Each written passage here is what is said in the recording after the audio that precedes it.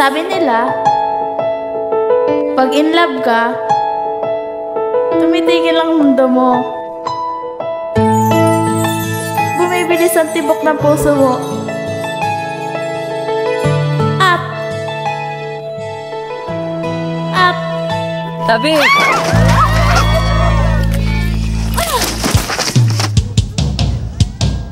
Gangster! A boy trying to find the answers. Gangster? Gangster yung daddy ko. A girl trying to set things right. Aha, sa atin na rin, so ng great love niya. Together, they discover a love too great to die. Matindi nga itong si Kenji, itinuning niyang girlfriend si Ate Ina. Oh, parang pala. Ibig ko sabihin, nagka-GF yan? Mahal naman yun. Kahit break ko sila. Nasaan siya? Ha? Sino? Magandang Athena.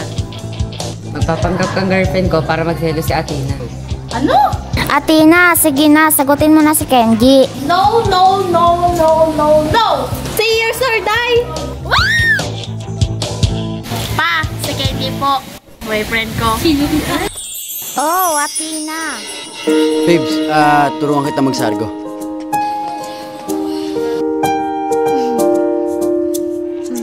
That's my Kenji, my sexy love! Go sexy, go sexy, go sexy, sexy love! Okay na.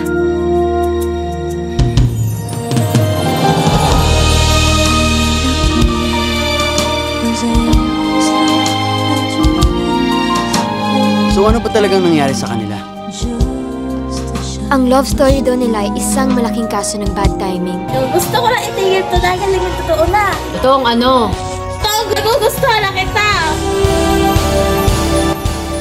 On its 20th year, Star Cinema proudly presents a Kathy Garcia Molina film starring Daniel Padilla and Catherine Bernardo in a story about one great love that will stand the test of time.